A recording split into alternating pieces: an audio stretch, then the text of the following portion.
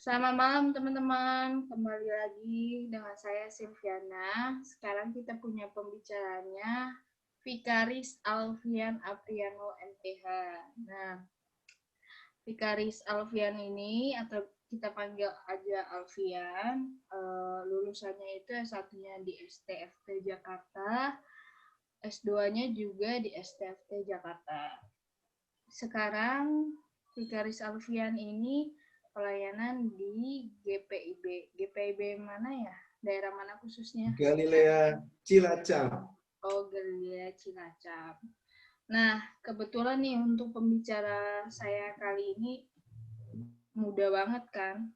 Masih muda banget nih. Nah, makanya saya ingin membahas tentang pemuda-pemudi terkhusus di dalam pemuda-pemudi Kristen di dalam sebuah gereja.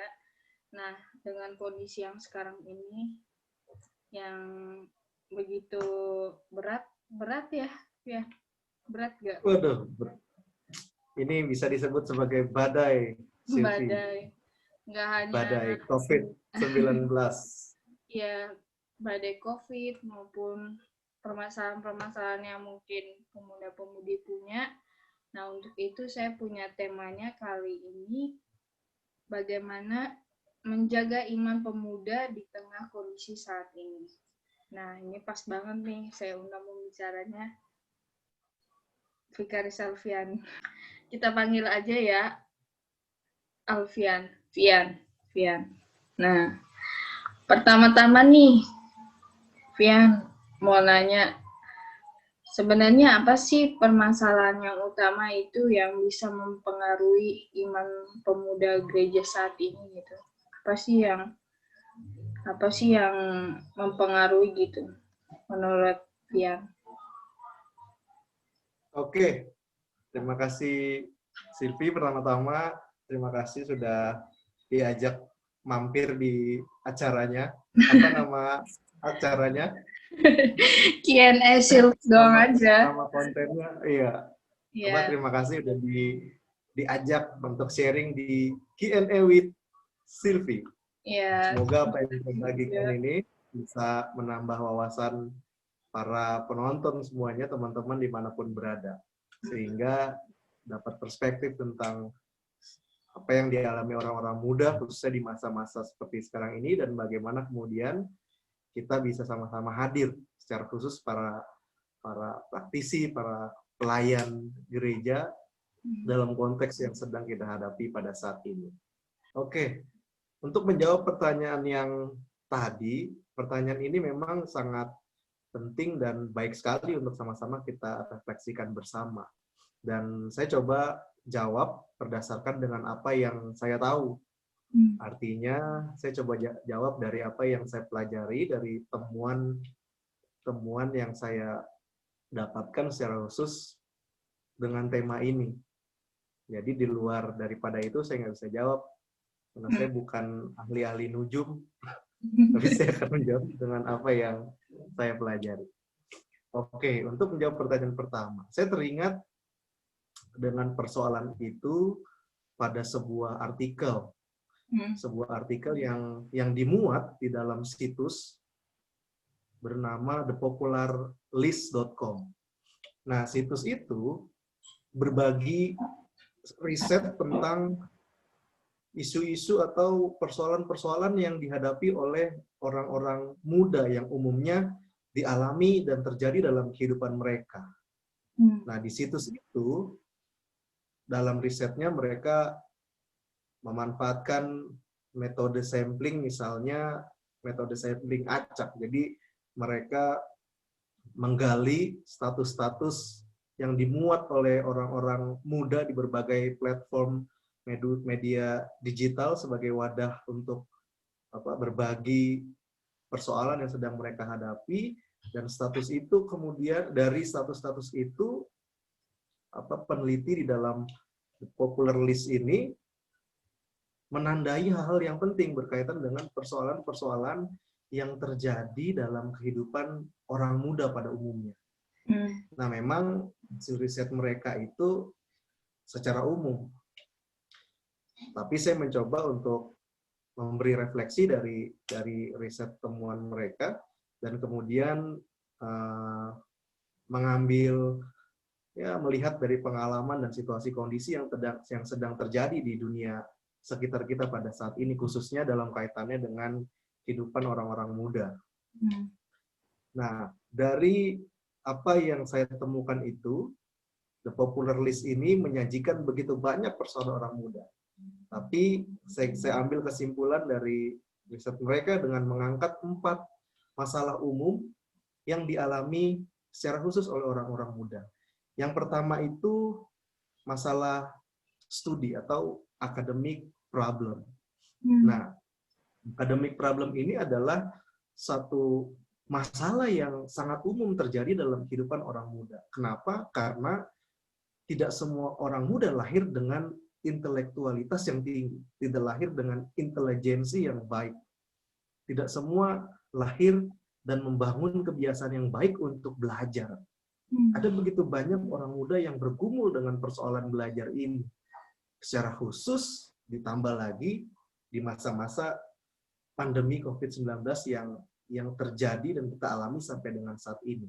Mungkin Sylvie dan teman-teman ingat, di awal-awal masa pandemi, model studi daring itu kan digeneralisasi oleh pemerintah untuk diberlakukan kepada setiap jenjang pendidikan. Dan apa yang terjadi di awal-awal itu? Ada masalah yang muncul. Apa masalahnya? Orang-orang muda kesulitan untuk membangun kebiasaan belajar daring dengan baik. Sehingga di awal-awal itu sempat ada demo-demo di mana-mana yang kalau dipikir-pikir, kenapa orang-orang itu demo? Padahal kan secara, kalau kita lihat industri, misalnya lihat zaman 4.0 atau 5.0, semestinya ya orang-orang muda harus siap dengan situasi yang ada. Tapi dari demo-demo misalnya yang terjadi di negara kita, itu memperlihatkan bahwa mereka belum terbiasa. Ada masalah dalam proses studi yang mereka jalani. Nah, saya catat juga, saya refleksikan, ada beberapa masalah yang mereka alami itu, misalnya nggak bisa bangun gaya belajar daring yang baik. Sehingga ketika kelas daring dimulai, ada banyak siswa yang sengaja reconnecting, mematikan koneksi internet, sehingga mereka keluar tiba-tiba dari room meeting dan melakukan kegiatan-kegiatan yang malah tidur, jadi Instagramable, ya kan? Entah dia tidur, entah dia makan, itu menjadi sesuatu yang lucu buat mereka. Padahal itu sebuah persoalan. Persoalan bahwa mereka awal-awal nggak siap untuk bangun kebiasaan belajar daring. Kalau si researcher dalam The Popular List ini sebut dihadapi oleh orang muda agak baik. Misalnya bahwa dalam proses studi, balik lagi ke awal, tidak semua siswa punya intelektualitas yang baik, sehingga nilai mereka kemudian juga menjadi baik. Nah, dalam konteks permasalahan studi di masa pandemi COVID-19 ini juga, dengan gaya belajar yang tidak mereka bangun dengan baik, impact-nya juga kepada nilai-nilai yang mereka terima. Ada begitu banyak orang-orang muda yang kehilangan potensi mereka justru ketika studi daring ini difasilitasi oleh sekolah atau lembaga pendidikan mereka untuk mereka belajar. Jadi masalah yang pertama adalah masalah yang paling pertama ini disoroti adalah hal pendidikan itu tadi. Bagaimana mereka belum sesungguhnya terampil dengan pendidikan konvensional, ditambah lagi mereka sudah harus membiasakan diri dengan model pendidikan yang inovatif lah, kita bisa bilang model pendidikan daring. Lalu yang kedua, selain itu, yang kedua yang disoroti oleh artikel yang saya baca adalah peer pressure. Peer pressure itu tekanan dari teman sebaya. Nah, dalam hal apa? Dalam hal physical image. Jadi masalah yang kedua adalah tekanan teman sebaya tentang wujud fisik mereka masing-masing. Nah, kenapa ini yang disoroti? Saya menduga bahwa media sosial atau platform untuk berbagi secara daring itu jadi tekanan tersendiri di kalangan orang muda dewasa ini, akhir-akhir ini. Kenapa? Karena dengan sangat mudah mereka bisa menilai gambar diri teman-teman sebaya mereka dengan fasilitas, dengan device yang mereka miliki, mereka bisa kemudian dengan aplikasi yang ada, bisa dengan mudah menilai mana image yang bagus, mana image yang jelek. Untuk yang bagus dikasih like, untuk yang jelek dikasih dislike. Jadi ini masalah yang sangat berbahaya dalam kehidupan orang muda. Kenapa? Karena kemudian konsepsi tentang gambar diri seseorang itu diukur hanya dengan standar cantik dan tidak cantik. Padahal nilai atau terhadap gambar diri setiap orang baiknya adalah keistimewaan atau bahkan keunikan. Karena setiap orang istimewa, karena setiap orang nggak perlu penerimaan untuk mau model wajahnya seperti apa, mau warna kulitnya seperti apa, atau model badannya seperti apa, itu mestinya menjadi sesuatu yang unik dan istimewa saja. Kalau kemudian dengan bijak kita bisa lihat perkara physical image yang sedang terjadi ini di tengah dunia orang muda pada masa ini. Nah, kenapa peer pressure yang kemudian menjadi persoalan selanjutnya? Karena itu tadi, tekanan-tekanan yang ada, perspektif atau cara pandang yang sebelah mata, membatasi orang muda yang pada usianya ini mestinya tidak peduli dengan hal seperti itu. Karena apa? Karena kan ada di tahap pengembangan diri. Mereka belum final. Masa muda ini bukan masa yang final. Nah, lalu persoalan yang kedua ini berkaitan dengan yang ketiga. Masalah umum yang juga terjadi dalam kehidupan orang muda. Ini saya bicara berdasarkan riset yang saya temukan di artikel yang saya baca tadi. Yang ketiga adalah stres. Ini ketiga dan keempat sama, stres. Tapi dengan ciri stres yang berbeda, yang setelah saya akumulasi itu, ini yang jadi masalah. Yang ketiga itu stres karena bullying. Stres karena bullying. Iya. Ini persenannya tinggi banget berarti ya? Iya, persentasenya sangat tinggi sih. Kenapa? Karena like or dislike, ya kan, itu menjadi di media sosial itu menjadi satu kebutuhan sekarang. Bisa menjadi sarana bullying yang paling inovatif di era kita sekarang ini.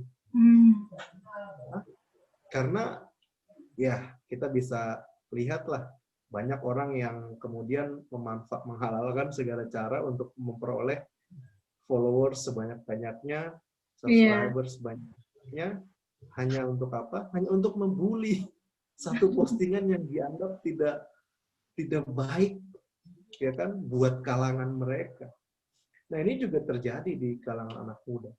Ada kalau dalam catatan National Institute of Mental Health, 15% orang muda stres karena bullying di platform digital.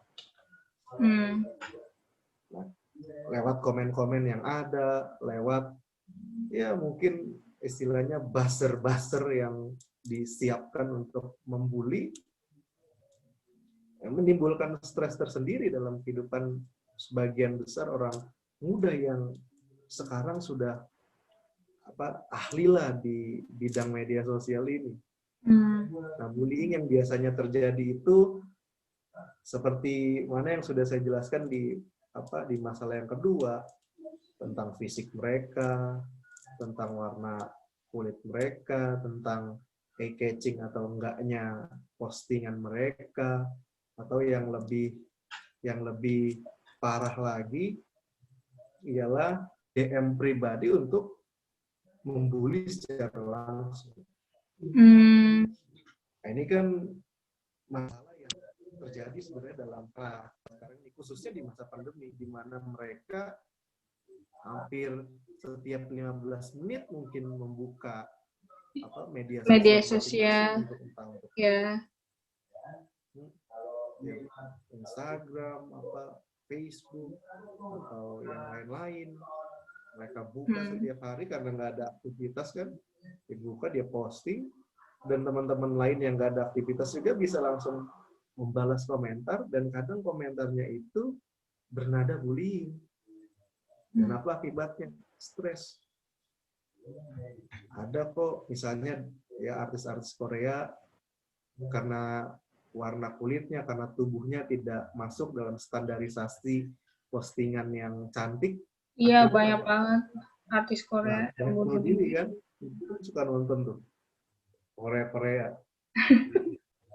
Yang stres bunuh diri banyak. Masalah yang agak ngeri gitu kan. Dan rasanya emang berbahaya sekali, karena di media sosial sekarang pun ya banyak orang-orang justru menjual skincare. Skincare itu kan dia baik sejauh untuk perawatan fisik. Tapi skincare jadi bisa punya dampak yang negatif ketika apa? Ketika dia menjadi sarana atau alat untuk seseorang nggak jadi dirinya sendiri. Orang nyari skincare yang bikin kinclong putih. Padahal dia nggak tahu efek sampingnya, misalnya 5-10 tahun ke depan bisa belang-belang tuh kulit. Nah, kita nggak tahu. Kita hanya disajikan sesuatu yang cantik secara fisik, bermanfaat secara fisik, tapi kita nggak tahu dampak selanjutnya itu bisa kayak gimana, kan belum ada. Nah, ini persoalan yang ketiga, stres karena bullying. Karena mencoba masuk ke dalam standar yang sebenarnya nggak harus dia miliki. Lalu yang keempat, ini stres karena dalam tanda kutip kanker. Kantong kering. Iya. Yang keempat, stres karena kantong kering. Nah, ya, secara umum dulu ya. Secara umum, kantong kering itu menjadi bagian yang sangat dekat dalam kehidupan orang muda. Kenapa? Karena tidak semua orang muda lahir dalam keluarga yang yang kaya gitu kan, yang punya harta kekayaan yang banyak, yang melimpah. Dan kalau kita mau jujur, misalnya dalam kehidupan di masa muda gitu kan, standar uang jajan yang diberikan oleh orang tua berapa sih? Ya kan? Ya paling banyak di zaman-zaman sekarang itu ya satu hari misalnya 50.000 katakanlah. Berapa persen orang muda yang sehari dapat segitu? Ya kan? Ada begitu banyak muda yang cuman pegang uang sehari taruhlah 10 atau 20.000. Iya. Belum dipalaknya. belum dia ngasih ke tukang ngamen, belum dia beramal, belum dia dan lain-lain. Bayar uang kas. Belum bayar uang kas. Itu kayaknya cuma sambil lalu. Ya banyak orang muda yang kantongnya kering. Dia mau melakukan sesuatu, dia mau have fun dengan teman-temannya, tapi kondisi kantongnya nggak ada. Dan standar untuk have fun dengan teman-temannya itu adalah ada uang. Secara umum orang muda bergumul dengan hal ini. Nah, secara itu yang secara umum. Tapi yang secara khusus misalnya di masa pandemi sekarang, banyak orang-orang muda yang justru nggak dapat uang. Iya. Karena apa? Karena sekolah dari rumah. Kerja dari rumah. Bahkan mereka nggak bisa have fun dari rumah kalau apa? Kalau nggak ada kuota. Ya kuota dapat dari mana? Dari uang jajan, biasa seperti itu. Iya. Nah, 4 masalah ini yang sebenarnya secara umum dihadapi oleh orang muda. Tapi saya berefleksi dan berpikir juga, keempat ini kan merupakan kebutuhan dasar di zaman sekarang. Istilahnya esensinya hidup orang muda di apa, ya bukan esensi, tapi lebih ke seorang muda dibilang eksis ketika keempatnya ini, keempat apa soalan tadi itu masing-masingnya mereka apa mereka mengerti di dalam kehidupan. Artinya yang kemudian menimbulkan masalah ini itu kan berasal dari capaian-capaian mereka. Memang mesti punya pendidikan medsos yang baik, yang catching, yang punya konten yang baik. Atau orang muda apa harus terus yang mempercantik dirinya, punya wajah baik, dan orang muda itu harus punya uang untuk apa? Untuk bersenang-senang. Standar yang dibangun oleh dunia akhir-akhir ini ya seperti itu. Dan itu kita lihat tadi menimbulkan sebuah masalah yang ternyata besar kan. Dan kalau saya berefleksi dari keempatnya ini, nah masalah ini juga yang bisa punya pengaruh dalam kehidupan keimanan seseorang. Secara khusus orang muda. Kenapa? Karena rata-rata persepsi orang muda tentang Tuhan di masa mudanya ialah teologi kemakmuran. Misalnya kalau kita belajar dulu kan di waktu studi, standar orang muda adalah teologi kemakmuran. Ya kan mereka berpikir, mereka tuh orang muda kebanyakan ingin makmur saja dalam kehidupan. Bahkan ada seorang apa mengatakan bahwa orang-orang ini terjebak pada ekspektasi yang tinggi. Dan ekspektasi yang tinggi itu dimohonkan kepada Tuhan supaya menjadi suatu realitas. Realitas yang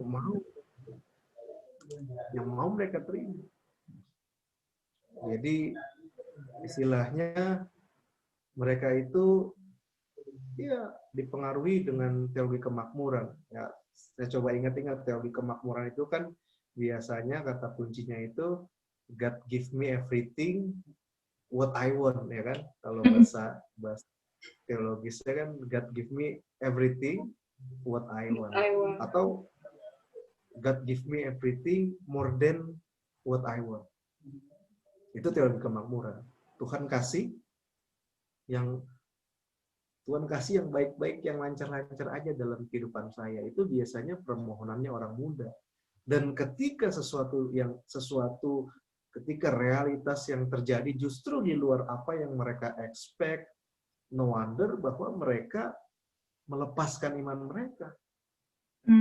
Saya ambil contoh misalnya kita balik lagi ke 5 atau 10 atau 20 tahun belakangan ini, ketika orang-orang muda besar-besaran ya kan keluar dari gereja arus utama, kemudian mereka masuk ke arus prosperity gospel, ya gereja-gereja yang ya mega church lah mereka menamakan dirinya sekarang ini, kita bisa garis bawahi itu kok.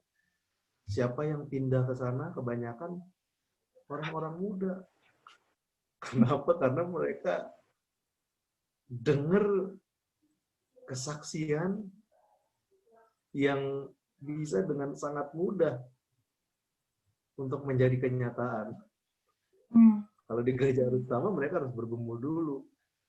Malah selalu dibekali untuk tidak menyerah kalau apa yang menjadi pengharapan mereka belum terwujud sesuai dengan apa yang mereka mohonkan.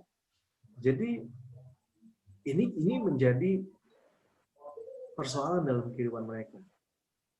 Secara khusus kita balik lagi ke 4 masalah umum yang terjadi. Keempat masalah umum itu kan sangat sensitif dalam kehidupan mereka. Justru mereka mau baik, mereka mereka mau baik-baik saja di tempatnya itu. Tetapi ketika keempat hal utama itu tidak berjalan dengan baik, ya mereka melepaskan imannya kepada Tuhan. Bersyukur kalau mereka pindah ke gereja yang lain. Tapi ada begitu banyak orang yang meninggalkan Tuhan, tidak percaya Tuhan. Kita bisa baca kok sekarang di situs-situs misalnya Indonesian Atheist, di sana orang-orang yang tadinya percaya sama Tuhan kasih testimoni apa yang menyebabkan mereka jadi nggak percaya lagi. Dan kalau mau digarisbawahi satu-satu, they lose the faith karena apa yang mereka expect itu nggak jadi kenyataan. Dan pada posisi itu mereka bertanya, di mana Tuhan? Nah, mereka nggak bisa dapat penjelasan yang baik tentang situasi yang sedang mereka alami pada saat-saat sulit dalam kehidupannya itu. Nah, jadi orang-orang ini kemudian juga bergumul dengan keberadaan gereja kan. Dalam situasi seperti itu, kemana kemudian gereja misalnya? Dan mereka ketika melepaskan imannya itu, sampai kepada kesimpulan bahwa gereja bukanlah sebuah tempat yang aman bagi mereka. Karena apa? Karena masalah yang dihadapi justru nggak pindah dari kehidupan mereka. Nah, memang tidak mudah artinya dalam situasi seperti itu. Kalau misalnya kemudian tadi saya sebutkan gereja tidak hadir begitu kan. Gereja tidak mengkondisikan kehadirannya. Gereja tidak menjawab apa yang menjadi pertanyaan-pertanyaan orang muda. Ini kan mengingatkan kita sama David Kinnaman dan tim research dari grup Barna. Salah satu penyebab kenapa orang muda meninggalkan gereja adalah gereja nggak bisa jawab apa yang menjadi pertanyaan mereka berdasarkan masalah yang mereka terima. Dan keempat masalah umum yang dihadapi oleh orang-orang muda itu tadi, dan kita berkaca dari situasi pandemi saat ini, rasa-rasanya juga ada banyak kemungkinan orang-orang muda, ada banyak kecenderungan orang muda bisa meninggalkan gereja. Kenapa? Karena dalam pergumulan yang sedang mereka alami, gereja meninggalkan mereka.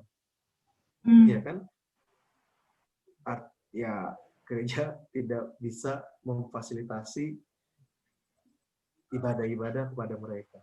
Khususnya kita berbicara di awal-awal pandemi ketika gereja hanya sibuk pada pelayanan yang sifatnya integratif. Hari Minggu ya?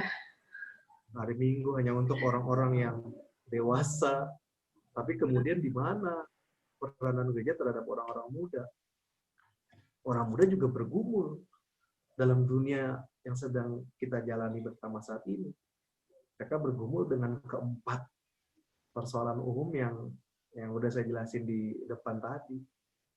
Nah, sehingga masalahnya nggak cuma 4 nih sekarang.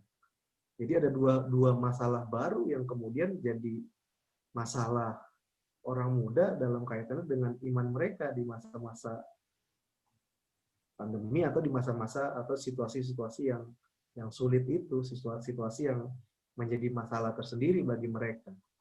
Nah, jadi saya catat ada 2 masalah baru juga yang dialami oleh mereka dalam hubungan mereka dengan gereja sebagai wadah persekutuan mereka. Yang pertama, hilang kontak dan interaksi terhadap mereka. Dan yang kedua, pasifnya wadah persekutuan buat mereka. Nah, kenapa ini saya ambil? Nah, ini kemudian menggarisbawahi dari awal, balik lagi ke awal-awal masa-masa sulit yang terjadi saat ini.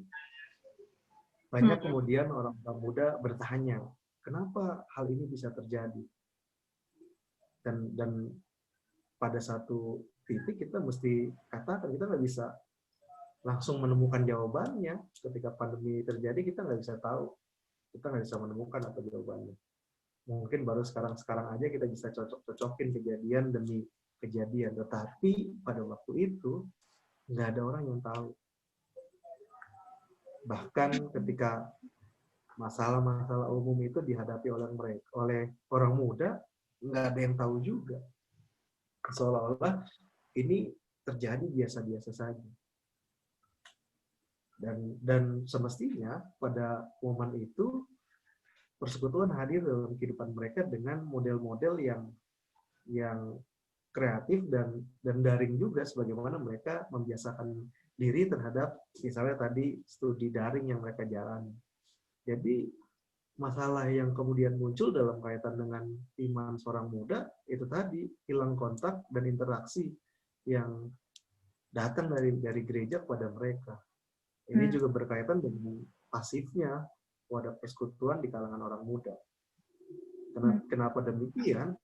Karena memang dua hal ini yang kalau kita mau bilang memperkuat kehidupan mereka sebagai orang muda, khususnya yang orang muda yang taat pada Tuhan, yang belajar taat pada Tuhan, orang-orang muda yang mereka butuh sentuhan firman Tuhan, butuh penyegaran rohani lewat interaksi yang dijalin dengan teman-temannya, kan gitu. Artinya ya mungkin ini dulu masalah-masalah yang dialami oleh orang muda belakangan ini. Gitu, Sil. Iya sih, 4 hal itu yang mencakup semuanya untuk permasalahan pemuda sekarang ini dalam menjaga, dalam yang mempengaruhi iman mereka sih. Cuman menurut Pian sendiri, kenapa sih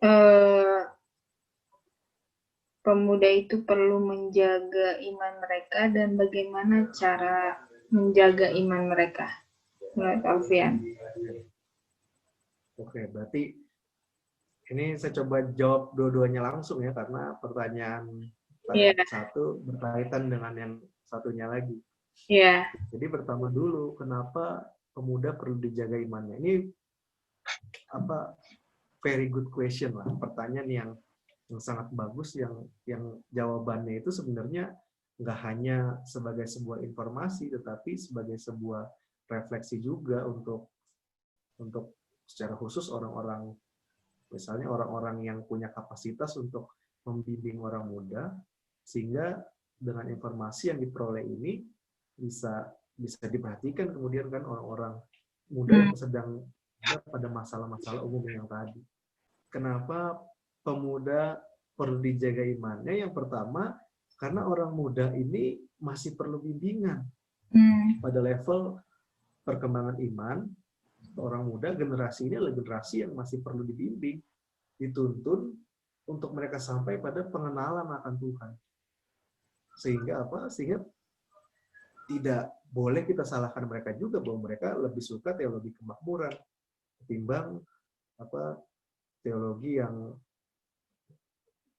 menekankan begitu banyak aspek, begitu banyak hal untuk sampai kepada satu kesuksesan. Butuh upaya untuk menjadi sukses. Mereka lebih suka sukses itu datang sendiri, sesuatu yang nggak perlu dikejar, sesuatu yang datang sendiri.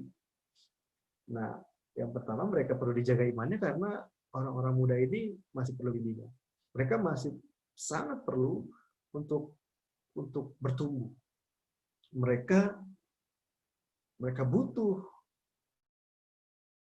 kehidupan mereka untuk mengembangkan keimanan mereka kepada Tuhan. Makanya kitab Amsal itu bilang, didiklah orang muda menurut jalan yang patut baginya. Nah, disinilah peran dari itu tadi, peran dari orang-orang yang punya kapasitas untuk membimbing, punya kapasitas untuk menjadi sahabat bagi mereka. Sehingga mereka bisa tiba pada pengenalan yang baik tentang Tuhan. Tuhan yang tidak hanya mereka ukur dengan pemahaman sendiri, tetapi Tuhan yang besar, yang agung, yang bisa bekerja dengan cara-caranya yang luar biasa. Dan perspektif atau pemahaman-pemahaman tentang Tuhan lainnya yang lebih luas ketimbang dengan yang makmur-makmur saja, yang sukses-sukses saja itu.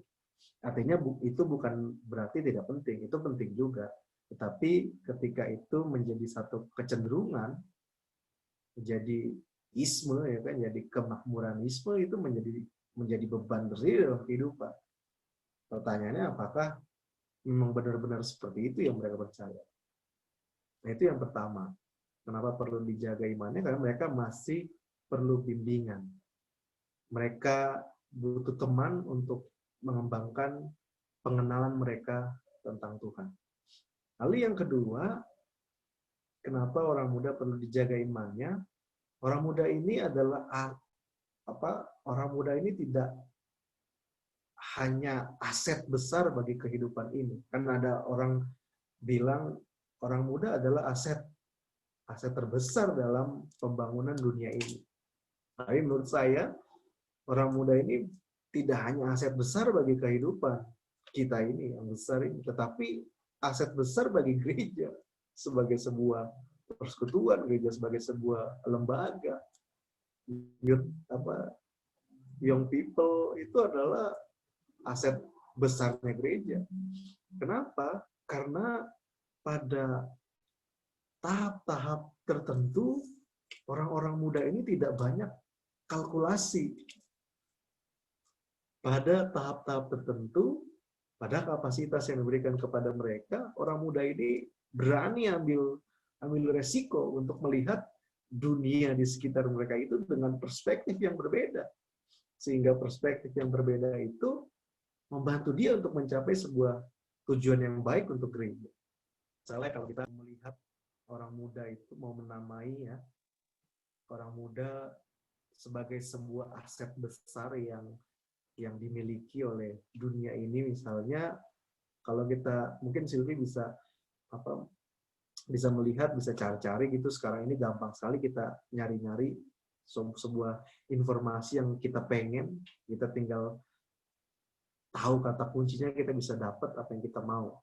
Nah, akhir-akhir ini kalau kita sama-sama perhatikan, orang-orang yang sukses di bisnis itu, misalnya bisnis sekarang tuh e-commerce ya, di bisnis e-commerce itu, orang-orang yang sukses di bisnis itu biasanya orang-orang yang umurnya itu late 20s dan early 30s gitu kan. Orang-orang yang ya akhir-akhir 20-an akhir dan di awal 30-an, mereka udah sukses. Mereka itu yang ada di balik aplikasi-aplikasi yang keren, aplikasi-aplikasi yang diketik, nunggu beberapa lama, ya kan, diklik, ditransfer, tunggu berapa hari, udah sampai ke rumah. Di balik itu orang-orang umur-umur segitu. Di umur-umur segitu mereka udah bisa dapat uang jutaan rupiah, puluhan bahkan ratusan juta rupiah mereka bisa dapat dari bisnis yang mereka jalani. Nah, kalau di dalam konteks kehidupan gereja di dalam model peribadahan daring yang sekarang ini kita ikuti bersama, ya orang-orang muda itu, mereka itu yang ada di balik video-video yang diedit untuk kita nikmati itu. Video mereka semua yang ada di balik video editing itu, ya kan, di YouTube kita bisa dapat, di internal misalnya dan lain sebagainya. Di usia-usia segini mereka bisa melakukan sesuatu yang besar. Makanya nggak salah menyebut bahwa orang muda ini adalah aset besar bagi kehidupan ini dan secara khusus juga bagi gereja. Karena merekalah, di tangan mereka kemudian gereja-gereja di dunia, di Asia, di Indonesia ini bisa berkembang di tangan-tangan orang muda. Dan para pemimpin gereja sekarang ini juga adalah orang-orang yang muda pada zaman. Oleh karena itu, iman mereka perlu dijaga. Kalau tidak dijaga, mereka bisa ninggalin iman begitu aja. Orang-orang yang potensial bisa keluar dari gereja, dan gereja kehilangan satu potensi yang bisa membuat gereja menjadi besar. Nah, itu yang kedua. Lalu yang ketiga, kenapa penting iman mereka ini dijaga? Karena orang muda ini adalah saksi Tuhan yang terbuka untuk di-update gitu kalau bahasa keren. Orang muda adalah saksinya Tuhan yang terbuka untuk diupdate. Kenapa? Gampang kok kita ngomong sama orang muda. Ya kan, diarahkan seperti ini, mereka bisa aja langsung ngerjain apa yang menjadi arahan itu. Karena mereka nggak banyak kalkulasi. Jadi mereka adalah ya dalam konteks persekutuan ya saksi Tuhan yang terbuka untuk diupdate. Sekalipun sebagai saksi Tuhan mereka punya masalah kan gitu. Ada masalah-masalah yang mereka alami. Karenanya mereka ini harus terus diupdate supaya imannya itu nggak kandas, imannya nggak kalah. Kenapa saya pilih ini menjadi yang ketiga? Karena kalau kita lihat Alkitab nih, saya mulai masuk ke refleksi Alkitab. Karena yang saya ini kan berdasarkan yang saya tahu ya. Jadi misalnya Alkitab itu memperkenalkan orang-orang muda yang justru Tuhan pakai secara luar biasa. Misalnya dalam Perjanjian Lama, Abraham dipanggil Tuhan ketika dia masih muda untuk meninggalkan daerah asalnya menuju daerah selanjutnya. Dalam usia yang relatif muda dia ini menerima panggilan dari Tuhan. Lalu juga Musa, sejak muda udah dipersiapkan untuk tugas besar yang Tuhan berikan. Lalu Samuel, ya kan, Daud, satu lagi Salomo, lalu Daniel dan ketiga temannya. Itu kan orang-orang muda yang dipakai secara luar biasa. Dalam Perjanjian Lama dan Perjanjian Baru, misalnya murid-murid Tuhan Yesus itu kan dipilih dalam usia yang relatif muda. Lalu Paulus yang awalnya adalah Saulus juga kan masih relatif seperti itu. Dan Timotius. Nah, orang-orang ini dipilih Tuhan karena mereka mau diupdate. Mereka terbuka dengan firman-Nya Tuhan, titahnya Tuhan, dan mereka dengan pendengaran yang baik, dengan cara pandang yang baik, dengan pengertian yang terbuka, mereka ini bisa jadi saksi-saksi Tuhan yang progresif, yang sangat potensial dalam kehidupan umat, di dalam kehidupan orang banyak di Alkitab kita, sehingga menjadi satu kisah yang sangat inspiratif ketika kita membaca tokoh-tokoh ini tadi. Jadi mereka ini sanggup melayani, mereka sanggup melakukan apa yang diperintahkan Tuhan, karena mereka terbuka untuk diupdate. Itu yang ketiga. Itu tiga hal yang sangat yang sangat kemudian penting sebagai tanda bahwa orang muda ini imannya perlu dijaga. Nah, lalu berkaitan dengan pertanyaan yang selanjutnya, lalu bagaimana mereka menjaga imannya kan secara khusus di dalam masalah-masalah yang mereka alami. Ini kan kita sedang berbicara tentang sebuah persoalan yang menghilangkan, yang bisa berdampak pada hilangnya iman mereka kepada Tuhan. Nah, ketika hilang iman mereka kepada Tuhan, mereka nggak bisa menjadi apa-apa, dan miris juga ketika gereja tidak bisa melakukan apa-apa dalam masalah yang sedang mereka alami. Nah, dan kemudian menjadi sebuah hal yang penting bahwa iman orang-orang ini harus dijaga dengan baik. Oleh karena itu penting juga kita sadari bahwa orang-orang ini kan orang-orang yang juga memiliki panggilan tersendiri dalam kehidupan bergereja. Dan kalau mereka sudah memiliki kesadaran yang seperti itu, makanya baru bisa kita jawab pertanyaan yang berikutnya tadi, bagaimana kemudian mereka ini menjaga imannya tersendiri. Nah, masalah-masalah yang dialami di awal tadi itu memperlihatkan bahwa para pemuda dan pemudi dalam konteks gereja ini adalah orang-orang yang rapuh. Orang-orang yang seringkali punya soal dalam proses studi. orang-orang yang punya punya masalah dalam kehidupan bermedsos.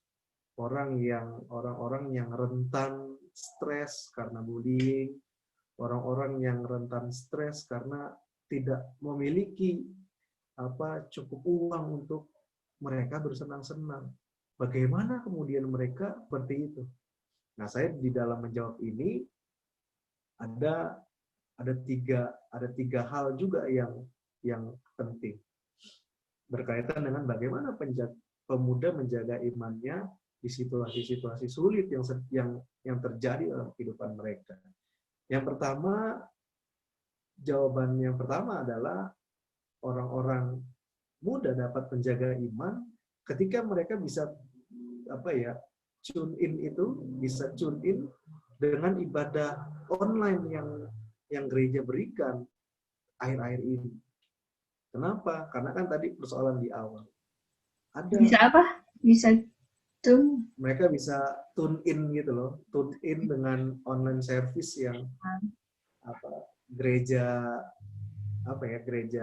fasilitasi buat mereka. Karena kan dua masalah baru itu memperlihatkan kalau mereka ini hilang kontak dan interaksi, tidak ada wadah persekutuan yang tatap muka bagi mereka. Orang-orang muda kan orang-orang yang lebih menghargai tatap muka ketimbang online. Kalau mau kita refleksikan, yang nongkrong-nongkrong di kafe itu siapa sekarang ini? Kebanyakan orang-orang muda. Mereka ini adalah orang-orang yang sebenarnya pengen tatap muka. Tapi sekarang mereka juga mesti mereka pada Tuhan. Ya, caranya dengan fasilitas yang gereja berikan, ibadah online yang ada. Maknai itu sebagai cara Tuhan menolong mereka dari masalah.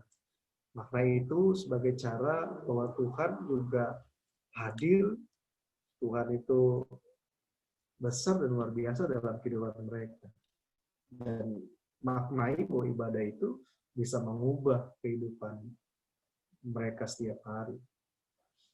Lalu yang kedua, bagaimana pemuda menjaga imannya kepada Tuhan?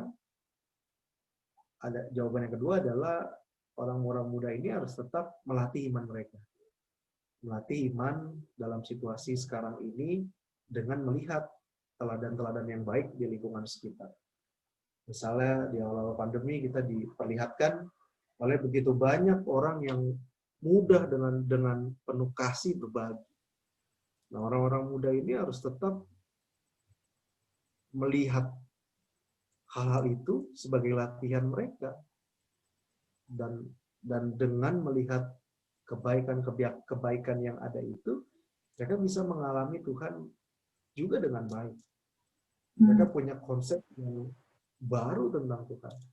Tidak hanya teologi kemakmuran itu tadi, tapi mereka bisa kenal bahwa Tuhan ada di saat-saat sulit lewat orang-orang yang hadir di sekitar mereka misalnya. Dan ini sebuah teologi yang sangat berkualitas ketika itu muncul dari mulut seorang muda, bahwa Tuhan ada tidak hanya di saat-saat yang menyenangkan, tetapi di saat-saat sulit dalam kehidupan ini Tuhan juga hadir. Jadi yang kedua, mereka perlu menjaga iman dengan terus mengalami Tuhan setiap hari. Mengalami Tuhan. Mengalami Tuhan itu berarti mau terbuka terhadap hal-hal baik yang bisa mereka lihat di dalam kehidupan sekitar mereka. Kenapa dua hal ini yang penting? Nah, saya terinspirasi dari perkataan Tuhan Yesus dalam Injil Lukas pasal 11 ayat 24 sampai 26. Ini saya bacakan. Tuhan Yesus berkata, "Matamu adalah pelita tubuhmu. Jika matamu baik, teranglah seluruh tubuhmu. Jika matamu jahat, gelaplah tubuhmu. Karena itu, perhatikanlah supaya terang yang ada padamu jangan menjadi kegelapan. Jika seluruh tubuhmu terang dan tidak ada bagian yang gelap, maka seluruhnya akan terang. Sama seperti apabila pelita menerangi engkau dengan cahayanya." Tuhan Yesus berkata demikian. Dan dari perkataan itu, saya coba memahami bahwa semua berawal dari mata. Ya kan? Atau kalau mau ditambahkan, semua berawal dari mata, semua berawal dari telinga. Untuk sesuatu yang masuk ke dalam pikiran, untuk insight yang masuk ke dalam perasaan kita, itu berawal dari mata, dari telinga. Berawal dari apa yang kita lihat, dan berawal dari apa yang kita dengar. Karenanya,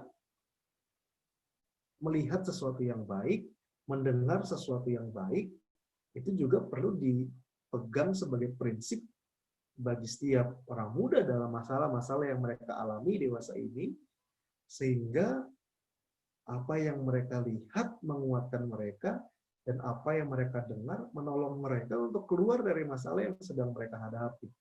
Dan saya usulkan dua hal itu tadi. Online service, mengikuti ibadah online. Mata melihat sesuatu yang baik, telinga mendengar firman yang baik, lalu mengalami Tuhan setiap hari dengan baik, dengan menonton tayangan ibadah itu, dengan mendengar setiap firman yang ada, maka cara itu yang ampuh rasanya untuk menjaga iman mereka dari masalah-masalah yang bisa menjauhkan diri mereka dengan Tuhan. Intinya tetap terkoneksi dengan Tuhan, tetap ada di frekuensi yang baik dengan Tuhan, sehingga iman mereka dikuatkan dan mereka bisa moving forward dari problems yang dialami. Lalu yang ketiga, ini juga praktis, bagaimana kemudian orang muda ini menjaga imannya di tengah situasi sulit atau kondisi sulit yang mereka alami. Dan yang tak lain dan tak bukan adalah curhat kepada orang tua atau leaders dalam komunitas di mana mereka berada. Yang terakhir itu curhat hati. Kenapa? Karena masalah, ya kan, balik lagi ketika nggak dilontarkan dalam kata-kata yang membuat seorang muda lega dari masalah itu akan menjadi Menumpuk masalah ya. yang menumpuk. Masalah yang baru lagi jadi tumpuk. Masalah yang justru akan membuat mereka kandas dalam iman. Jadi rasanya tiga hal itu sih yang sangat penting untuk dikenali, sehingga orang muda ini bisa menjaga imannya di tengah situasi-situasi yang sulit dalam kehidupan. Gitu ya? Menarik sih. Apa namanya yang kedua tuh juga menarik menurutku, karena kan Pian bilang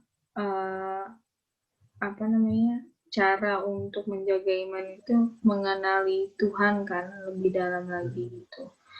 Nah, kalau sekarang kehidupan pemuda lebih ke media sosial, ke online, mungkin kita bisa juga ya mengenali Tuhan lebih dalam itu dengan lingkungan kita kan, tadi Vian bilang, dengan orang-orang yang banget.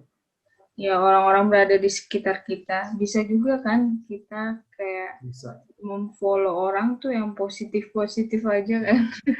Iya, itu yang dia. Influence kita kan. Nah, yang satu frekuensi dengan kita. Iya, karena kan ada juga yang follow orang kan cuma untuk ini doang, yang isi kontennya tuh kurang gitulah. Iya, betul. Yang makin memperburuk masalah kan. Karena konten-konten yang bukan dibahaskan dari masalah, tapi malah bikin jadi masalah yang baru. Nah, itu menarik tuh. Berkaitan dengan itu tadi, mata itu pelita tubuh. Kalau yang kita lihat terang-teranglah hati, kan dibilang kayak gitu. Itu prinsip Injil yang sangat bagus tuh dalam konteks pandemi, dalam konteks digitalisasi pada saat ini. Karena kalau kita nggak lihat postingan yang baik, kita nggak lihat konten-konten yang positif, ya nggak jadi terang tubuh kita, ya kan? Pemikiran kita jadi Gelap gelap, aja. gelap hati. Makin jauh.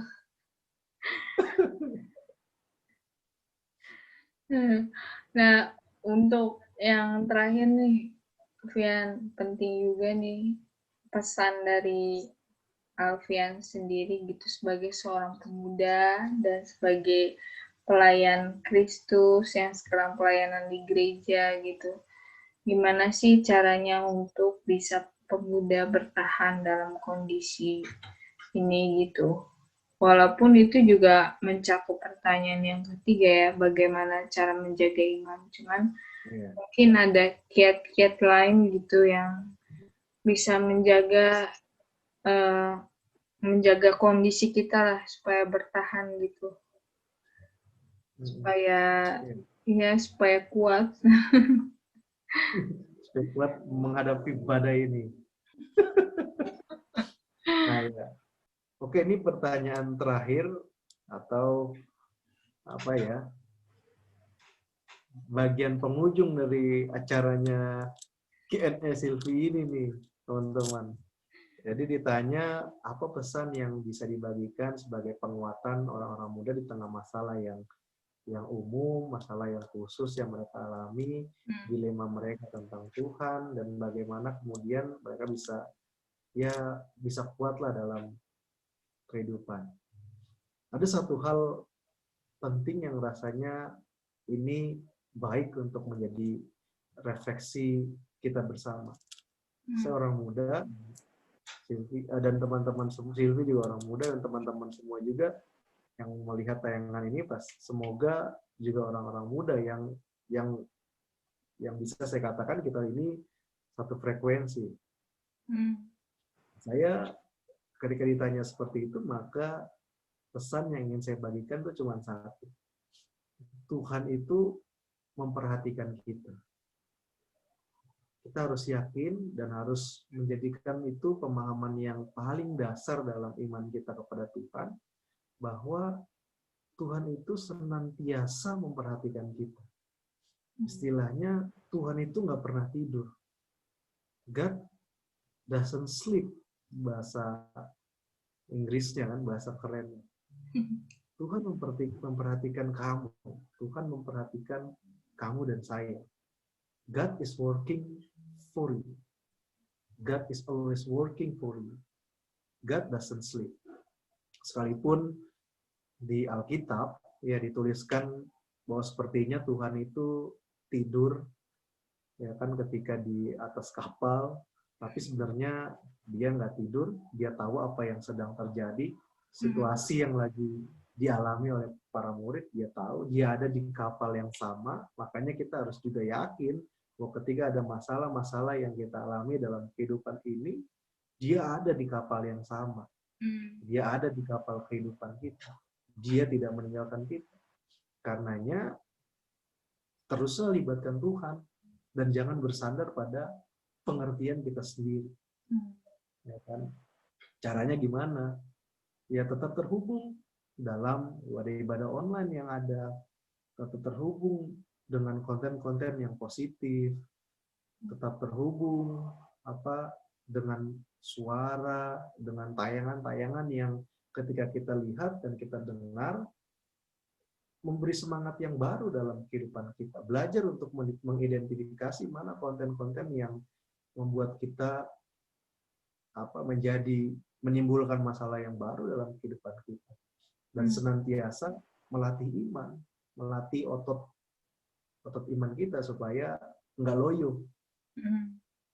Supaya kalau ada masalah, langsung nyalain Tuhan. Itu ototnya harus dilatih lagi, otot iman.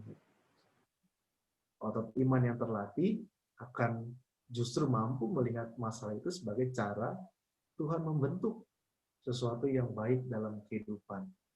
Karenanya, there is no storm that God won't carry you through, no bridge that God won't help you cross, no battle that God won't help you to win. Trust God and never give up. Jadi mungkin itu aja kalimat kata-kata penguatan yang bisa saya bagikan kepada teman-teman pemuda-pemudi yang menonton tayangan ini. Semoga masalah yang ada bisa dikelola dengan baik, dengan satu keyakinan bahwa Tuhan memperhatikan kita berharga, kita adalah aset-aset terbesar, kita adalah orang-orang yang senantiasa up to date untuk melayani Tuhan. Karenanya jangan jadikan masalah itu penghambat untuk mengeksplor diri, untuk mengembangkan potensi, untuk melakukan sesuatu yang baik dalam kehidupan. Caranya tetap terhubung pada Tuhan, percaya padanya, jangan bersandar pada pengertian kita sendiri, karena kita ini lemah, kita ini terbatas, dan kita mampu karena Tuhan saja yang memberi kekuatan kepada kita. Gitu aja, Tuhan memberkati. Itu memberkati. Terima kasih ya. Terima kasih Pikari Alfian untuk sama-sama bincang-bincangnya malam hari ini. Sungguh mengingatkan untuk ya sebagai pemuda gitu, walaupun saya umurnya masih muda, walaupun saya udah menikah gitu, cuman ini ya emang kejadian-kejadian ini, kondisi-kondisi ini buat pemuda-pemuda pasti mereka alamin, dan pesan-pesannya dan cara-caranya yang udah Saudara Alfian utarakan, udah jelaskan, semoga membantu teman-teman di luar sana yang mendengar ya. Terima kasih. Sama-sama. Sukses terus. Jangan lupa like, comment, and subscribe.